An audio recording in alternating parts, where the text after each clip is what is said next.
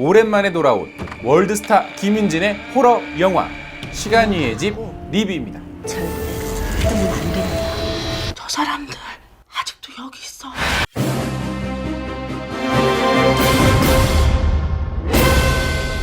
남편과 아들을 살해한 혐의로 체포된 미희는 25년의 수감 끝에 다시 그 집으로 돌아오게 됩니다. 그리고 그녀는 그 집안에서 벌어진 미스테리를 파헤치기 위해 마지막 안간힘을 쓰게 되는데요. 아무도 없을 줄 알았던 그 집에 다른 존재들이 나타납니다. 과연 그들은 누구일까요? 그리고 이 집의 정체는 무엇일까요? 모성애 전문 배우 김윤진의 아들 찾아 사말리, 저택에서 벌어지는 호러 영화입니다.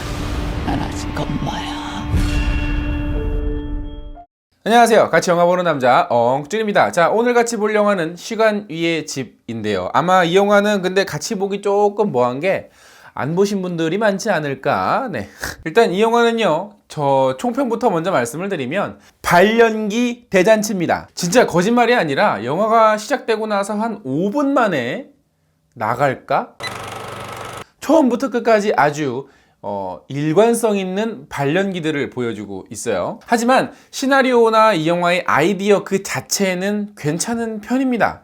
그래서 만약에 이 영화를 영화가 아니라 그냥 이렇게 시나리오로만 봤다면 충분히 재밌게 볼 수 있는 그런 작품이었을 것 같아요. 그리고 일단 이 영화는 일단 영화 자체가 별로고요. 그리고 이 영화를 보시는 분들이 그렇게 많을 것 같지는 않기 때문에 오늘은 초반부터 스포일러를 포함한 리뷰를 하도록 하겠습니다. 그러니까 영화를 보신 분이거나 볼 계획이 없으신 분들은 그냥 처음부터 끝까지 제 리뷰를 같이 즐겨주시면 되겠어요.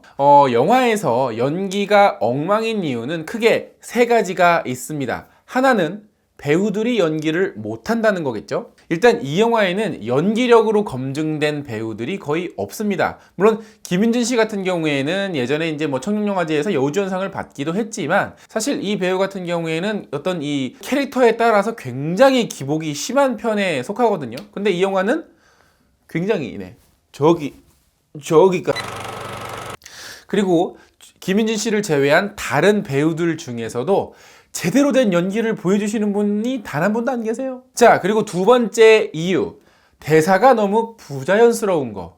일단 이 영화의 대사들은요, 번역체, 자막체 이런 대사들입니다. 우리가 일상생활에서 쓰는 아주 자연스러운 대화의 톤 자체가 아니라 너무나도 우리가 책에서만 보았던 그런 어떤 구어체, 문어체 이런 종류의 대사들로 가득해요. 아무래도 그러다 보니까 배우들도 연기를 하는 데 있어서 굉장히 부자연스러울 수밖에 없죠. 작가나 배우나 혹은 또 다른 누군가가 대사들을 조금 고치려고 했던 노력들은 아예 없었던 게 아닐까? 아니 진짜 거의 연기가 어떤 수준이냐면 에로 영화. 자, 세 번째 이유는요, 감독이 연기 디렉팅을 못한다는 거겠죠. 자, 여러분 잘 생각해 보세요. 박찬욱 감독의 영화나 나홍진 감독의 영화, 봉준호 감독의 영화, 류승환 감독의 영화 가만히 잘 생각을 해보시면 엑스트라들까지도 굉장히 연기를 잘합니다. 자, 그건 왜 그런 걸까요? 그 배우가 연기를 잘해서? 대사가 너무 좋아서? 물론 둘 다도 맞겠지만 결정적인 이유는 감독이 연기 디렉팅을 잘했기 때문입니다. 자, 이 대사를 딱 한마디만 해야 되는 이 엑스트라에게 어떤 감정으로, 어떤 심정으로, 지금 이 장면에서 어떤 의도로 연기를 해야 되는지 설명을 하면 배우들은 그대로 보여주게 돼요. 그래서 좋은 영화들을 보시면 어떤 배우들의 연기들이라든가 이런 것들이 튀지 않고 일관성이 있고 안정적인 느낌이 많이 들죠. 그런데 이 영화는 전혀 감독이 배우들에게 연기 디렉팅을 못하고 있어요. 주인공들 뿐만 아니라 이 영화에 나온 아역들, 단역들, 조연들 모든 배우들이 그냥 자, 대본 자, 연기 큐, 컷, 오케이 이 정도 수준의 연기를 보여주고 있습니다. 영화가 시작된 지 얼마 안 돼서 이 경찰이 이제 이 후두암에 걸린 김윤진을 집으로 데려오는 과정에서 그 펼치는 이 두 경찰의 정말 발연기를 보면서 야, 이 영화 망했구나. 거기다가 김윤진 씨 같은 경우에는 이제 나이 든 역할과 젊은 시절의 역할을 다 보여주고 계신데 나이 든 역할에서 왜 후두암이 걸렸다라는 설정을 했는지 모르겠어요. 그냥 다른 질병에 걸려도 되는데 왜 굳이 후두암까지 걸려서 안 그래도 연기를 못 하는데 이 후두암에 걸린 목소리조차도 더 어설프고 이 노인 분장까지도 지나치게 어설퍼서 네, 몰입에 방해가 되죠. 자, 그러면 스포일러를 이제 하겠습니다. 자, 일단 이 영화 초반에서 김윤진 씨의 가족, 남편이 일단 죽고요. 아들은 실종이 됩니다. 자, 그런데 이제 이 영화를 쭉 따라가다 보시면 이 영화 중반에 이 집에 살았던, 과거에 살았던 사람들도 실종이 되는 그런 사건들이 반복이 됐다라는 게 나오는데요. 일단 이 집 지하실에 이 뒤가 막혀 있는 문이 하나 있습니다. 근데 그 문이 25년에 한 번씩 열리고 그 안으로 들어가면 시공간이 뒤얽히게 돼요. 즉 시공간이 초월되는 어떤 또 다른 공간이 그 안에 있는 셈이죠. 그러니까 이 25년마다 한 번씩 이 시공간이 뒤틀릴 때마다 그 사람들이 이렇게 집 안으로 들어오면서 마치 귀신처럼 느껴지게 되고 그 과정을 통해서 아들은 그 안으로 들어가 버려서 실종이 되게 돼버린 그런 설정인 겁니다. 그래서 이 영화의 제목이 시간 위의 집이라는 겁니다. 어라? 제목이 스포일러네? 근데 한 가지 아니지. 두 가지, 세 가지. 하여튼 여러 가지 이해가 안 되는 지점은 이 시공간 속에서 서로 뒤얽혀버린, 타임라인이 뒤얽혀버린 사람들이 사실은 알고 보면 귀신이 아니잖아요. 사람들이잖아요. 그런데 이 영화를 보시면 왜 처음부터 끝까지 귀신처럼 행동을 하는지 이해를 할 수가 없어요.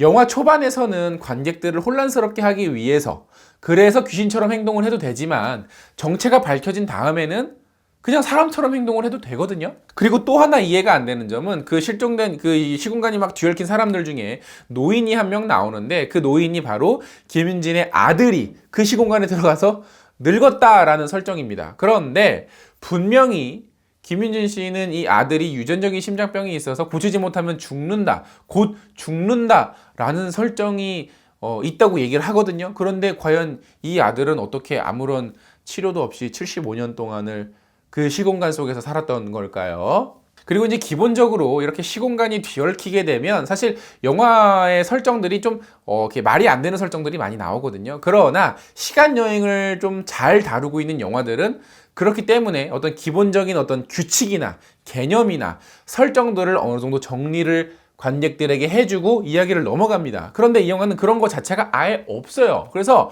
그 짧은 후반부 안에서 굉장히 복잡한 일들이 막 얽히고 설킵니다.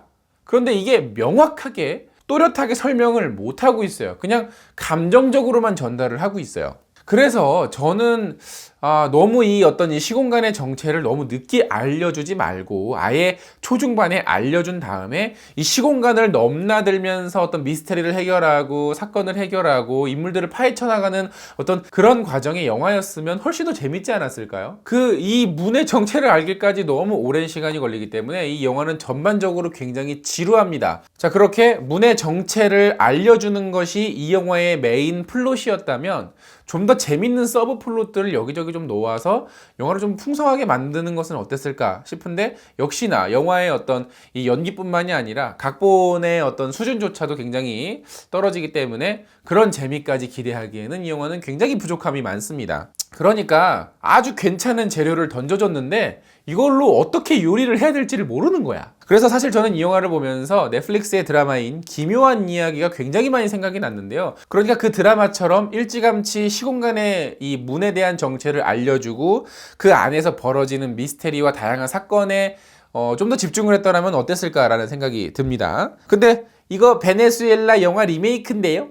뭐 리메이크면 똑같이 만들어야 됩니까? 똑같이 지루하고 똑같이 재미가 없어야 되나요? 더 재밌게 만들고 어떤 이 감독의 좀 더 새로운 시각을 좀 더 담아내면 되지 않겠어요? 어쨌든 이 영화는 그래서 아주 어설프게 호러 영화처럼 흉내내려다가 이도저도 안 되고 발연기만 실컷 하고 끝나는 그런 영화가 됐습니다. 자, 이게 자꾸 이 한국의 호러 영화가 이런 식으로 만들어지니까 이거 뭐 누가 이게 호러 영화에 투자를 하겠습니까? 이렇게 개판세 엉망입니다. 이 영화 안 보셔도 되겠어요.